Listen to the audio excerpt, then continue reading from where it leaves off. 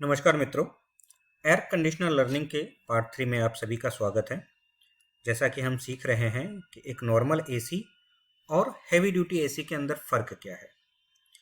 Market में जो AC available हैं उस एसी के अंदर डिफरेंट टाइप की क्वालिटीज़ क्या है और कौन सा AC one of the best हमारे लिए हो सकता है। तो अभी तक जो हमने देखा उस पर चर्चा कर लेते हैं कि एक नॉर्मल एसी को हैवी ड्यूटी एसी कैसे बनता है। तो पहले पॉइंट पे हमने चर्चा की कि जिसका जो कंप्रेसर होता है वो एचडी हो। इस कंप्रेसर के ऊपर पूरी डिटेल दी गई है, ये प्रीवियस वीडियो में आप देख सकते हैं। इसके अलावा हाईएस्ट एम्बिएंट टेम्परेचर जो आउटडोर जहां पे रहता है वो कितने डिग्री टेम्परेचर तक वो सह सकता है, उसके बारे में डिटेल वीडियो बनाया गया है और वो आप देख सकते हैं। आज जिस चीज पे हम चर्चा करने वाले हैं वो है हाई कूलिंग कैपेसिटी। इसके बाद फॉलोइंग जो अपडेट आएंगे वो रहेगा गोल्डफिन एंड R32 के रेफ्रिजरेशन के बारे में। सो हाई कूलिंग कैपेसिटी के बारे में यहाँ चर्चा होगी।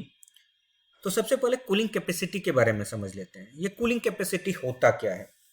एग्जाम्पल्स पे अगर तरह से देखें तो आपने मार्केट में देखा होगा 1 टन एसी, 1.5 टन, 2 टन, इस तरह से एसी पे कैलकुलेशन होता है। तो ये 1 टन है क्या? ये 1 टन एग्जैक्टली 1000 किलोग्राम अगर बर्फ के टुकड़े को 24 घंटों के लिए हम किसी एक जगह रख देते हैं तो उसमें से जो ठंडक मिलने वाली है वो ठंडक की कैपेसिटी कितनी होगी, उसके आधार पे मशीन को रेटिंग दी गई होती है। ये 1 टन है या 1.5 टन है या 2 टन है।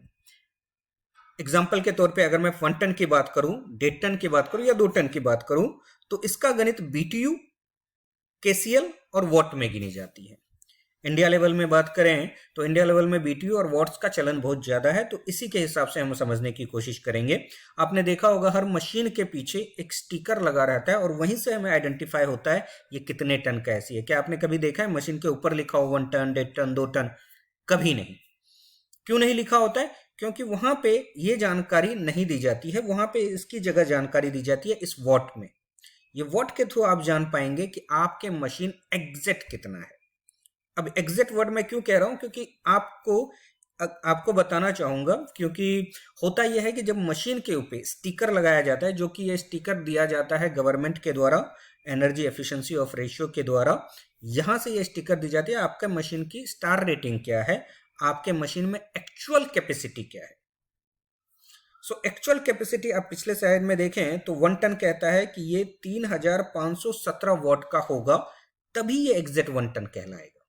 अगर आप 1.5 टन मशीन लेने जा रहे हैं तो उस समय उस मशीन की कैपेसिटी 5275 जितनी या उसके आसपास होनी ही चाहिए। सो इस तरीके से एक स्टिकर लेते हैं और देखते हैं मशीन के पीछे कितना वॉट लिखा हुआ है। तो आप जरा ध्यान देंगे तो चौथी वाली लाइन में लिखा हुआ है 5050 वॉट। सो इसकी कूलिंग कैपेसिटी 100 वॉट पे 100% पे अगर देखें तो 5050 वॉट रहा है। और इसी 5050 वोट को अगर मैं कैलकुलेट करूं 3517 से तो ये एग्जैक्ट 1.5 टन नहीं बल्कि 1.4 टन कहलाता है। पर ओवरऑल अगर बात करें तो इसको परसेंटेज में या फिर राउंड फिगर बोलने के लिए जो बोला जाता है वो 1.5 टन कहलाया जाता है।